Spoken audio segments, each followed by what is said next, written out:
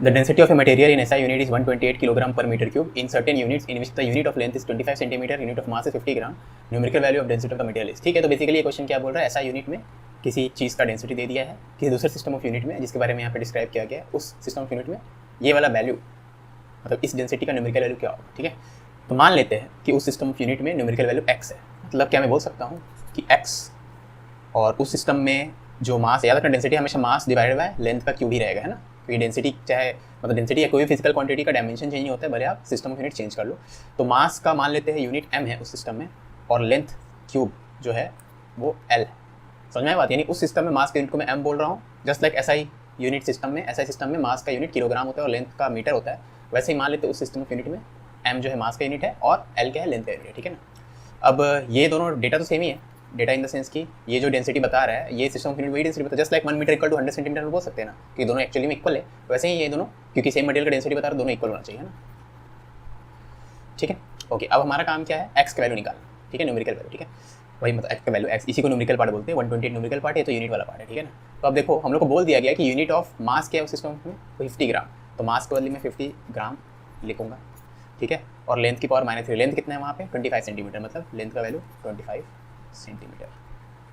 ठीक है, अब यहाँ पे किलोग्राम को अगर ग्राम में कन्वर्ट करते कैंसिलेशन हो सके तो 1000 ग्राम, और मीटर को अगर आप सेंटीमीटर में कन्वर्ट करोगे तो 100 सेंटीमीटर, है ना, 100 centimetre.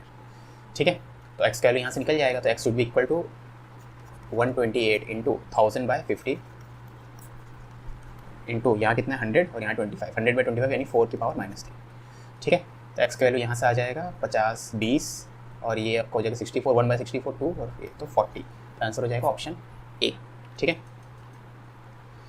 The force of interaction between two atoms is given by this expression, जहाँ पे एक्स डिस्टेंस है, के बोल्ट्जमैन कांस्टेंट है, टी है टेम्परेचर और अल्फा और बीटा जो है दो कांस्टेंट्स हैं, तो डायमेंशंस ऑफ बीटा क्या होगा। ओके, अब यहाँ सबसे पहले बात याद रखना, ये वाला चीज़ जो होगा डायमेंशनलेस होगा, क्योंकि एक्सपोनेंशियल का वैल्यू, एक्सपोनेंशियल मतलब कि ई को मल्टीप्लाई करो आप, किसी एक्सपोनेंशियल की पावर 2 है तो ई को आप 2 बार मल्टीप्लाई करो, ई होता है 2.71 तो 2.71 को 2 बार मल्टीप्लाई भी करोगे तो सिर्फ एक नंबर ही आने वाला है। ठीक है, मतलब उसका कोई डायमेंशन नहीं आने वाला है ना। तो मतलब ये वाली पूरी चीज़ जो है ये डायमेंशनलेस रहेगी। ठीक है, ऑन टॉप ऑफ दैट ये वाला अंदर वाला ब्रैकेट वाला टर्म भी डायमेंशनलेस रहेगा, क्योंकि आप ये नहीं बोलोगे कि ई की पावर 5 किलोग्राम। समझ में आ रही बात, ई की पावर 5 जो होगा पावर में जो भी चीज़ रहेगा प्योर का प्योर नंबर होना चाहिए, मतलब डायमेंशनलेस नंबर होना चाहिए। ठीक है, समझ में नहीं बात। तो ई की पावर 2 सेंस करेगा, ई की पावर 5 इट मेक सेंस, ई की पावर -5 मेक सेंस, लेकिन ई की पावर -5 kg वो डजेंट मेक सेंस, है ना। मतलब पावर ये वाला पार्ट भी डायमेंशनलेस होगा और ये पूरा तो डायमेंशनलेस होगा। ठीक है, तो अगर इस पूरे की बात करें, जब ये पूरा डायमेंशनलेस होगा मतलब फोर्स का डायमेंशन अल्फा बीटा के बराबर होगा, तो हमें बीटा का डायमेंशन बोला है तो डायमेंशन ऑफ बीटा हो जाएगा फोर्स बाय अल्फा, अल्फा मतलब फोर्स का डायमेंशन डिवाइडेड बाय अल्फा का डायमेंशन। ठीक है ना। अभी एक्जैक्टली 100% ट्रू नहीं है जो मैं लिखा हूँ यहाँ पर, मुझे स्क्वायर ब्रैकेट देना चाहिए डायमेंशन के लिए, लेकिन मैं दे नहीं रहा हूँ, एग्जाम में जल्दी बनाना है तो आप ऐसे करो। ठीक है, सब्जेक्टिव पेपर तो होगा नहीं ना कि आपको कोई चेक करेगा ब्रैकेट दिए होगी, है ना। अब अगर फोर्स का डायमेंशन हमें पता हो, जो कि पता रहता है MLT-2, और अल्फा का डायमेंशन अगर पता हो तो बीटा का निकल जाएगा ना। तो फोर्स का तो पता है, अल्फा का हमें पता करना होगा। ठीक है, उसके लिए आप ये सोचोगे कि ये वाली चीज़ डायमेंशनलेस होना चाहिए। अगर ये वाली चीज़ डायमेंशनलेस है x² divided by alpha kt, इसका मतलब x² का डायमेंशन अल्फा kt के बराबर होना चाहिए, तो अल्फा kt का डायमेंशन x² के बराबर होना चाहिए डायमेंशन। ठीक है, तो यहाँ से देख सकते हो अल्फा का डायमेंशन x² बाय kt, है ना। अब x क्या है, लेंथ है, x आप देखोगे तो लेंथ है, लेंथ को L से डिनोट करेंगे। kt के बोल्ट्जमैन कांस्टेंट है, t है टेम्परेचर। ठीक है, अगर आपको याद हो तो आप क्या बोलते हैं उसको, इक्विपार्टीशन थ्योरम में क्या बोलते हैं कि energy associated with each degree of freedom क्या होता है, हाफ kt। ठीक है, तो यानी हाफ kt जो है एनर्जी के बराबर है, मतलब एनर्जी का डायमेंशन हाफ kt के बराबर है, यानी डायमेंशनली एनर्जी और kt सेम है, तो डायमेंशनली यहाँ में ई लिखूँ। ठीक है, तो फोर्स डिवाइडेड बाय अल्फा, और अल्फा का वैल्यू क्या, अल्फा डायमेंशनली क्या होगा L² बाय ई। ठीक है, अब फोर्स को फोर्स रहने दो, ई क्या होता है, ई होता है एनर्जी, एनर्जी मतलब वर्क डायमेंशनली, है ना। तो वर्क होता है फोर्स इंटू डिस्टेंस, सब डायमेंशनली मैं बोल रहा हूँ, डिवाइडेड बाय इतना, तो एक L से एक L कट गया, तो force square divided by length, तो बेसिकली ये चीज़ आ गया है force square divided by length. ठीक है, अब फोर्स क्या होता है MLT-2 और स्क्वायर है तो हर जगह 2 से मल्टीप्लाई करो डिवाइडेड बाय लेंथ, तो m² LT-4, m² LT-4 option B. ठीक है, ओके। नेक्स्ट क्वेश्चन में student A and student B use 2 screw gauges of equal pitch and 100 equal circular scale, 100 equal circular divisions to measure the radius। ठीक है, तो दो identical screw gauges है, पहला screw gauge student A use कर रहा है, दूसरा screw gauge student B use कर रहा है। ठीक है, अब किसी वायर का रेडियस मेजर करना है दोनों को, और रेडियस मतलब सेम वायर को ही मेजर कर रहा है, दोनों स्टूडेंट जो है सेम वायर का रेडियस मेजर कर रहे हैं। Absolute value of difference between the final circular, तो सर्कुलर स्केल रीडिंग का जो वैल्यू आएगा ए के लिए और बी के लिए, ठीक है, उनका डिफरेंस क्या होगा, उसको भी एब्सोल्यूट वैल्यू मतलब मॉडुलस, यानी नेगेटिव आएगा तो उसको पॉजिटिव लाना है ना। पीछे दे दिए यहाँ पे। ठीक है, ये वाला लाइन जो है रेफरेंस है ना। ओके, ये है तब का सिचुएशन स्टूडेंट ए के लिए जब आपका कोई भी ऑब्जेक्ट रखा नहीं गया था, मतलब दोनों जॉस कॉन्टैक्ट में है स्क्रू गेज के, तब स्टूडेंट ए का स्क्रू गेज ऐसा दिख रहा है और सिमिलरली स्टूडेंट बी का स्क्रू गेज ऐसा दिख रहा है जब स्टूडेंट बी के स्क्रू गेज में कोई ऑब्जेक्ट रखा नहीं गया, मतलब दोनों जॉस जो है कॉन्टैक्ट में। ठीक है, ओके, यहाँ इसको देख के तो पता चल जा रहा है कि पॉजिटिव जीरो एरर है, क्योंकि आप देख सकते हो इस तरफ जाएंगे तो सर्कुलर स्केल रीडिंग बढ़ रहा है 5, 6, 7, 8 है ना। ठीक है, तो रेफरेंस से ज़्यादा है, रेफरेंस मतलब क्या, ये अगर जीरो एरर नहीं होता तो ये वाला जीरो यहाँ पे होना चाहिए था। ठीक है, तो ये जीरो इसके इस तरफ है, मतलब 5 एक्स्ट्रा डिविजन्स है यहाँ पे। तो स्टूडेंट ए के लिए जीरो एरर में बोलूँ तो zero error for student A should be equal to 5 circular scale divisions, है ना। अब एक्चुअली में इसको कन्वर्ट करना होगा लेंथ में, लेकिन अभी मैं खाली इतना बोल रहा हूँ, एक्स्ट्रा इतना रीडिंग आने वाला है इसके लिए स्टूडेंट ए के लिए। ठीक है, वैसे स्टूडेंट बी के लिए जो जीरो एरर है, यानी जो एक्स्ट्रा रीडिंग वाला पार्ट है वो 8 है। 8 कैसे, 92 दिख रहा है, या देखो 92 का 93, 94, 95 वैसे 100 आएगा। अब जहाँ पे 100 होगा, इसको मैं इंक चेंज करके आपको दिखाऊँ, जहाँ पे 100 होगा वहीं पे जीरो भी होगा। ठीक है, जिसको आप 100 बोलोगे एक्चुअली वही तो जीरो भी है ना, क्योंकि सर्कल है ना। ठीक है, 99 के बाद 100 मतलब जीरो, फिर 1 2 3 4 वैसे करके सर्कल में रहेगा। ठीक है, ओके, तो वापस से इंक में चेंज कर लेता हूँ, आ गया अपना इंक। ठीक है, ओके, तो ये देखो ये 100 और 92 के बीच में कितने का फर्क है, 8 का फर्क है, और 100 मतलब एक्चुअली में जीरो। तो यहाँ पे आप जीरो देखोगे तो इस रेफरेंस के इस तरफ है ना, इस तरफ है, मतलब यहाँ पे अगर पॉजिटिव जीरो एरर ले रहे हैं तो यहाँ पे नेगेटिव जीरो एरर लेना पड़ेगा। ओके, अरे सेलेक्ट क्यों नहीं हो रहा, एक सेकेंड, थिकनेस चल रहा है ना, हाँ ठीक है। तो यहाँ पे पॉजिटिव जीरो एरर था, यहाँ पे नेगेटिव जीरो एरर, तो -8 सर्कुलर स्केल डिविजन्स के बराबर। ठीक है, इसको मिटा देता हूँ, मैं चेक कर रहा था पेन के लिए, है ना। तो ये समझ में आया यहाँ तक, आई होप ये समझ में आ गया होगा। ठीक है, अब क्वेश्चन वापस पढ़ते हैं। तो क्वेश्चन क्या बोला गया कि दोनों का सर्कुलर स्केल रीडिंग में कितने का फर्क आएगा। ठीक है, अब एक काम करते हैं, एक्चुअली में तो आपका मेन स्केल रीडिंग भी रहता है, सर्कुलर स्केल रीडिंग भी रहता है। ठीक है, लेकिन याद रखना कि अगर आप सर्कुलर स्केल को तो एक डिवीजन के थ्रू रोटेट करोगे तो जॉस के बीच सेपरेशन बढ़ेगा, और 2 डिवीजन के थ्रू रोटेट करोगे तो डबल सेपरेशन बढ़ेगा, 3 के थ्रू रोटेट करोगे ट्रिपल बढ़ेगा, समझ में आ रही बात, क्योंकि हर सर्कुलर स्केल के डिवीजन से जॉस के बीच का सेपरेशन सेम अमाउंट से बढ़ते जाएगा। ठीक है, तो मान लेते हैं कि इस सिचुएशन में है अभी स्टार्टिंग में, है ना, जब दोनों जॉस कॉन्टैक्ट में है। अब जॉस के बीच में आपको इनफ गैप बनाना है, जॉस के बीच में इनफ गैप बनाना है कि वायर फिट हो जाए, है ना। स्टूडेंट ए को भी वही करना है, स्टूडेंट बी को भी वही करना है। ठीक है ना, तो क्या मैं बोल सकता हूँ कि दोनों को सेम अमाउंट ऑफ गैप तो क्रिएट करना पड़ेगा, क्योंकि सेम वायर ही मेजर करना है दोनों को। ठीक है ना, ओके, तो शुरू में दोनों जॉस कॉन्टैक्ट में है, दोनों को same amount of gap create करना होगा, यानी दोनों केसेस में, चाहे स्टूडेंट ए की बात करें स्टूडेंट बी की बात करें, क्योंकि आइडेंटिकल स्क्रू गेजेस है, दोनों केसेस में क्या मैं बोल सकता हूँ कि equal number of circular scale divisions rotate करना होगा दोनों बंदों को, ए को भी बी को भी, क्योंकि ए के लिए भी एक सर्कुलर स्केल डिवीजन में जितना जॉस के बीच में सेपरेशन बढ़ रहा है, बी के लिए भी उतना ही बढ़ रहा है, क्योंकि दोनों का स्क्रू गेज आइडेंटिकल है और दोनों का सर्कुलर स्केल डिवीजन ना टोटल नंबर सर्कुलर डिवीजन दोनों के लिए 100 ही। क्लियर है, ठीक है, तो आइडेंटिकल है, मतलब वही हो गया कि एक डिवीजन के थ्रू अगर ए रोटेट करे या बी रोटेट करे, स्क्रू गेज सेम अमाउंट से आगे बढ़ेगा, है ना।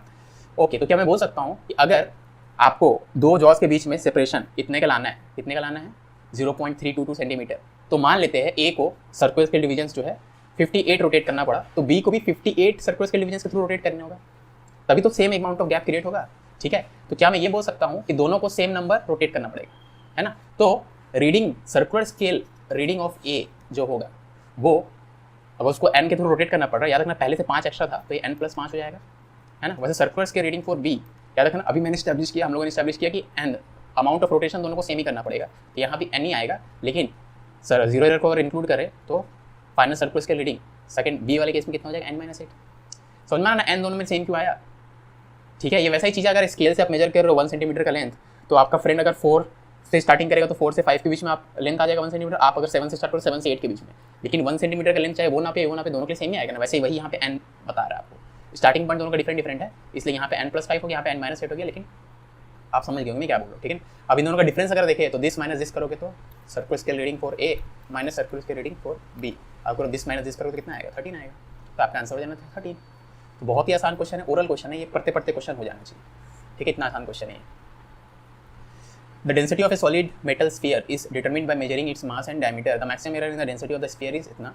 If the relative errors in measuring the mass and diameter are this and this, ठीक है, तो वैल्यू ऑफ x क्या है। ठीक है, तो आपको देखो डेंसिटी की बात कर रहे हो और दिया हुआ आपको मास और डायमीटर। ठीक है, तो स्फीयर का डेंसिटी क्या होगा, कोई भी चीज़ का डेंसिटी क्या होता है, मास पे वॉल्यूम, तो स्फीयर के लिए मास पे वॉल्यूम, वॉल्यूम क्या होगा 4/3 पाई r3। ठीक है, तो क्या मैं बोल सकता हूँ ये 4 पाई सॉरी जो भी अल्टीमेटली कॉन्स्टेंट आएगा m/r3।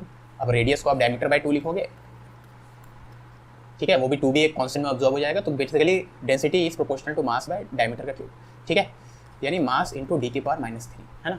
तो percentage error in density should be equal to percentage error in M plus 3 times, क्योंकि माइनस या प्लस उससे फर्क नहीं पड़ता, plus 3 times percentage error in D. ठीक है, कॉन्स्टेंट तो फाइव मैटर नहीं करता है ना। तो परसेंटेज एरर इन डेंसिटी हो जाएगा परसेंटेज एरर इन एम, तो परसेंटेज इन मास कितना है 6% plus 3 times percentage error in diameter, diameter में कितना है परसेंटेज एरर 1.5, तो 15 दिया 45 और 6 यानी 4.6 और 6 यानी 10.5%। ठीक है, अब आपको बोला गया था ये x/100 के बराबर है, तो ये होना चाहिए x/100% के बराबर, तो परसेंट कैंसिल, x का वैल्यू 1050। ठीक है, एक बार चेक कर लेता हूँ रिकॉर्डिंग चल रही है। हाँ, the period of oscillation of a simple pendulum is this, okay, measured value of length is 20.0 centimeter known to 1 millimeter accuracy। तो 1 millimeter accuracy मतलब लीस्ट काउंट आपको बता दिया इंस्ट्रूमेंट का 1 millimeter। ठीक है, और टाइम फॉर 100 ऑक्सीलेशंस नापा गया and it is found to be 90 second, और using a wrist watch of 1 second resolution. फिर से लीस्ट काउंट ऑफ रिस्ट, आपका रिस्ट वॉच कितना है 1 सेकंड है ना, रेजोल्यूशन एक्यूरेसी ये सब लीस्ट काउंट बताता है। तो accuracy in the determination of G, तो फिर से एक्यूरेसी इन जो अगर आप ऑप्शन देखेंगे तो परसेंटेज दिया है ना, मतलब percentage error in the value of G पूछ रहा है। ठीक है, तो यहाँ से अगर आप देखो तो कांस्टेंट वगैरह को भूल जाओ, तो टी प्रोपोर्शनल टू √L/g है, मतलब T square proportional to L/g।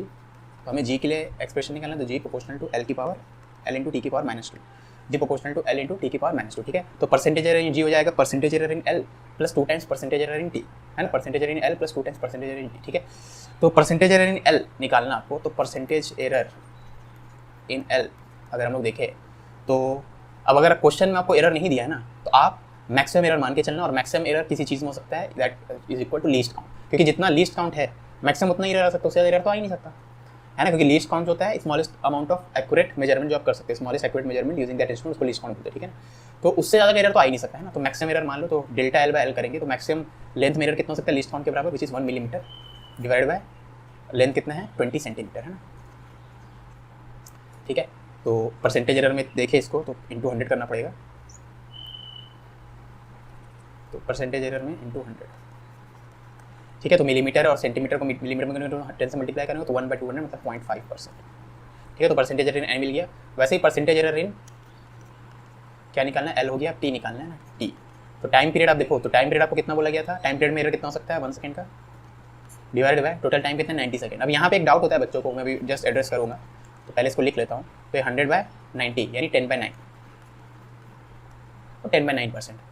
ठीक है, ओके, तो यहाँ से आप बोल सकते हो फिर कि भैया परसेंटेज एरर इन जी हो जाएगा percentage error in L which is 0.5% plus twice of percentage error in T which is twice of ये 10/9%, है ना। तो आई होप ये दिख रहा हो। हाँ, तो इसका आंसर कितना हो जाएगा, तो मैं तो कैलकुलेटर से कैलकुलेट कर लेता हूँ। 20 डिवाइडेड बाई 9 प्लस 0.5 तो ये 2.72 है ना, तो अपना आंसर आ रहा है 2.72%। ठीक है, तो इसको राउंड ऑफ कर देंगे तो 3 हो जाएगा, क्योंकि और कोई अच्छा ऑप्शन नहीं है यहाँ पे, तो 3 है ना। अब जो यहाँ पे डाउट होता है वो इसमें होता है, ये वाले पार्ट में, कि सर एक्चुअली में तो टाइम पीरियड 90 सेकंड नहीं है, टाइम पीरियड तो 90/100 होगा ना, तो यहाँ पे 90/100 करना चाहिए, क्योंकि एक्चुअली में 100 ऑक्सीलेशंस में 90 सेकंड लगे। अब टाइम पीरियड होता है एक ऑक्सीलेशन में कितना टाइम लगा, तो एक ऑक्सीलेशन तो 90/100। ठीक है, अब आप सोचो अगर आप 100 ऑक्सीलेशंस का टाइम यहाँ पर 90 सेकंड, तो क्या मैं बोल सकता हूँ 100 ऑक्सीलेशंस में टाइम जो लग रहा है वो 90 + -1 सेकंड है, क्योंकि ये तो ये वाला पार्ट है ना, एरर वाला पार्ट भी तो लिखना पड़ेगा। कोई भी चीज़ का आप जब भी डेटा रिपोर्ट करते हो तो ये वाला पार्ट प्लस माइनस जो भी एरर वाला पार्ट है ना, तो ये बोलोगे आप। ठीक है, 90 + -1 सेकंड 100 ऑक्सीलेशंस के लिए, है ना। अब यानी एरर वाला पार्ट 1 है ना, तो 1 सेकंड का एरर है इन 90 सेकंड्स। तो अगर आपको एक ऑक्सीलेशन का ही टाइम एक्जैक्टली लिखना है, ठीक है, तो अगर परसेंटेज एरर इन टी निकालते वक्त आपको एक ऑक्सीलेशन का टाइम लिखना है, तो आप 90 सेकंड यूज़ नहीं करोगे, 90/100, क्योंकि 100 ऑक्सीलेशन का 90 सेकंड है। लेकिन फिर एरर इन 1 ऑक्सीलेशन इतना रहेगा, 1 सेकंड नहीं रह जाएगा। 1 सेकंड का एरर याद रखना, 90 सेकंड के डेटा में 1 सेकंड का एरर है। ठीक है, समझ में आ रही बात। तो अगर वो करोगे तब भी मतलब नंबर ऑफ ऑक्सीलेशंस कैंसिल हो जाओगे तो फर्क नहीं पड़ेगा। तो ऐसे क्वेश्चन में कितने नंबर ऑफ ऑक्सीलेशन से मतलब नहीं, यहाँ पे 100 को 10,000 रहता तब भी आंसर में कोई फर्क नहीं आएगा। ठीक है, respective number of significant figures, तो यहाँ पे तो 1 2 3 4 5, तो पहले में 5 लीडिंग जीरोस तो इनसिग्निफिकेंट होते हैं, तो 1, और इसमें 10 की पावर वाला तो इनसिग्निफिकेंट होता है 2। ठीक है, तो 5 1 2 5 1 2 यानी ऑप्शन है ना। Student measuring the diameter of pencil of a circular cross section with the help of a vernier scale record the following 4। ठीक है, तो ये 4 डेटा उसको मिला। ठीक है, एवरेज ऑफ दीस 4 भी दे दिया आपको, इन चारों का एवरेज वैल्यू दे दिया है, स्टैंडर्ड डेविएशन भी आपको दे दिया है। तो average diameter of the pencil should therefore भी। ठीक है, तो अगर आपको एवरेज ऑफ दीस 4 दे दिया है, तो आप एवरेज अगर आप देखोगे तो प्रॉब्लम ये है कि किसी भी इंडिविजुअल रीडिंग में 3 ही सिग्निफिकेंट फिगर है ना। ठीक है, और लेकिन जो एवरेज वैल्यू है उसमें 3 से ज़्यादा कैसे हो सकता है। तो जिस इंस्ट्रूमेंट को आप यूज़ कर रहे हो उससे मेजरमेंट करने के बाद अगर डेटा में 3 सिग्निफिकेंट फिगर है, तो उस इंस्ट्रूमेंट को यूज़ करके जो एवरेज वैल्यू आप लिखोगे उसमें भी 3 ही होना चाहिए। तो इसको आपको पहले राउंड ऑफ करना होगा टू 3 सिग्निफिकेंट फिगर्स। ठीक है, है ना। तो 3 सिग्निफिकेंट फिगर में तो ये दोनों तो पक्का रहने रहना है। 375 को आप 400 या 300 कुछ भी लिख सकते हो, लेकिन आप 400 लिखोगे क्योंकि 400 ज़्यादा करीब है, तो इसको आप राउंड ऑफ करके यहाँ लिख देता हूँ रैदर 5.5 इंटू 5 के 400 लिखेंगे, यानी 5.54 है ना। बाकी 2 जीरो मत लिख देना क्योंकि डेसिमल के बाद वाले जीरो सिग्निफिकेंट होते हैं ना, इस चैप्टर में ध्यान रखना, ठीक है। तो ये वाली चीज़ को हम लोग राउंड ऑफ करके इतना मिलीमीटर लिखेंगे, है ना। तो 5.54 वाला ऑप्शन तो बस एक ही है, तो यही होना चाहिए आंसर, खत्म बात, आंसर आ गया। लेकिन अगर आपको जानना है कि ये वाला पार्ट अगर आप निकालने के इच्छुक होते तो कैसे निकालते, अगर आपको क्यूरियोसिटी है तो आगे सुनो, ठीक है। क्योंकि एग्जाम में तो आपको करेक्ट ऑप्शन मैच करना है, चाहे कैसे भी करो। किसी का मर्डर करके करेक्ट ऑप्शन मैच हो जा रहा है तो कुछ भी करो, मतलब कर मत देना, मैं सिर्फ बता रहा हूँ, ठीक है। मैटर नहीं करता कैसे आप पहुँचो आंसर में। एग्जाम घर में तो आपको करना पड़ेगा सब चीज़, है ना। तो अगर घर पे कर रहे हो या एग्जामिनेशन वाला इन्वायरमेंट नहीं है, वहाँ पे कर रहे हो तो टाइम का कोई कंस्टेंट नहीं, तो आपको समझना चाहिए, ठीक है। 0.07 कैसे है, तो ये एरर वाला पार्ट है ना। एरर वाला पार्ट कैसे निकालेंगे, अब उसके लिए इसको बोलते हैं मीन एब्सोल्यूट एरर। तो मीन एब्सोल्यूट एरर कैसे निकालेंगे, ये जो रीडिंग है इसका डिफरेंस देखेंगे इसके साथ, ठीक है। इसके साथ डिफरेंस कितना होगा, 0.04 है ना। तो आगे की बात है ना, उसका एब्सोल्यूट वैल्यू, तो इन दोनों का डिफरेंस 0.04, इसका और इसका डिफरेंस कितना है 0.01, इसका और इसका डिफरेंस कितने का है 9 का है ना 0.09, और लास्ट में 565 और इसका कितना हो जाएगा 0.65 और 11, है ना। ये 4 डिफरेंस आए, ठीक है, ओके। अब दिस डिवाइडेड बाय 4 कर दो, इसको बोलते हैं मीन एब्सोल्यूट एरर। तो अगर इसको मैं कैलकुलेट करूँ तो मैं आना तो चाहिए 0.04, 0.11 डिवाइडेड बाय 4, तो 0.0625 है ना। तो ये आ जाएगा आपका 0.0625, जिसको राउंड ऑफ करके ये लोग 0.07 किए, है ना। फिर से राउंड ऑफ टू डेसिमल के बाद 2 प्लेसेस तक करना है, क्योंकि आपका जो ये वाला पार्ट है इसमें अगर डेसिमल के बाद 2 प्लेसेस तक है तो इसमें भी डेसिमल के 2 प्लेस होना है। तो round off to 2 places after decimal, ठीक है। उससे ज़्यादा तक नहीं हो सकता है ना, उससे ज़्यादा तक लिखोगे आप सिग्निफिकेंट की बात नहीं हो रही, डेसिमल का 2 प्लेसेस तक, उससे ज़्यादा लिखोगे तो प्रॉब्लम है, ठीक है। क्योंकि फिर आप एक्चुअल जो इन दोनों को जब कंबाइन करोगे तो फिर डेसिमल के बाद 2 से ज़्यादा सिग्निफिकेंट फिगर हो जाएंगे, लेकिन आपका इंस्ट्रूमेंट जो है डेसिमल के बाद सिर्फ 2 सिग्निफिकेंट फिगर ही दे रहा था, ठीक है। तो राउंड ऑफ करके, है ना। लेकिन ये ऑप्शनल पार्ट था, ऑप्शन इतने खराब दिए थे कि सिर्फ पहला वाला पार्ट करके अपना ऑप्शन आ गया, ठीक है। ये जेईई मेन 2022 का है, यहाँ पे डेट में लिखना भूलिए, ठीक है, ओके। तो 1 division of main scale of a vernier calliper reads 1 millimetre, ठीक है। तो 1 मेन स्केल डिवीजन आपको बोल दिया 1 मिलीमीटर है, and 10 division of vernier scale is equal to 9 division of main scale, ठीक है। When the two jaws of the instrument touch each other, the zero of the vernier scale lies to the right of zero error, ठीक है। तो zero of vernier right में है, मतलब positive zero error है, and it's fourth division coincide, ठीक है। तो जीरो एरर निकाल लेते हैं, पहले तो प्लस होगा, और फोर्थ डिवीजन कोइंसाइड कर रहा है तो coinciding division into least count, ठीक है। अब लीस्ट काउंट अगर आपको निकालना है तो यहाँ से निकाल लो, लीस्ट काउंट अगर आप निकालोगे तो 1 main scale division -1 vernier scale division होता है, ठीक है। अब अगर आपको बोल दिया है कि 10 vernier scale division 9 main scale division के बराबर है, मतलब 1 vernier scale division 0.9 main scale division के बराबर है, तो 1 main scale division -1 vernier scale division मतलब 1 main scale division minus 0.9 main scale division मतलब 0.1 मेन स्केल डिवीजन, ठीक है। और 1 मेन स्केल डिवीजन कितना है 1 मिलीमीटर के बराबर, तो ये 0.1 मिलीमीटर हो गया, है ना। और तो ये 0.4 मिलीमीटर हो गया, ठीक है। तो आपको जीरो एरर मिल गया 0.4 मिलीमीटर, है ना, ओके। अब when the two jaws of the instrument, ठीक है यहाँ तो पढ़ चुके थे, when a spherical bob is tightly placed between the two jaws, the zero of the vernier scale lies between 4.1, okay। अब देखो जीरो वर्नियर स्केल 4.1 सेंटीमीटर और 4.2 सेंटीमीटर के बीच में लाई कर रहा है, इसका मतलब क्या, मेन स्केल रीडिंग क्या है 4.1 सेंटीमीटर, है ना। तो मेन स्केल रीडिंग आप बोलोगे 4.1 सेंटीमीटर, ठीक है, ओके। और 6th डिवीजन जो कोइंसाइड कर रहा है, तो अगर आप वर्नियर स्केल रीडिंग निकालोगे तो 6th है ना।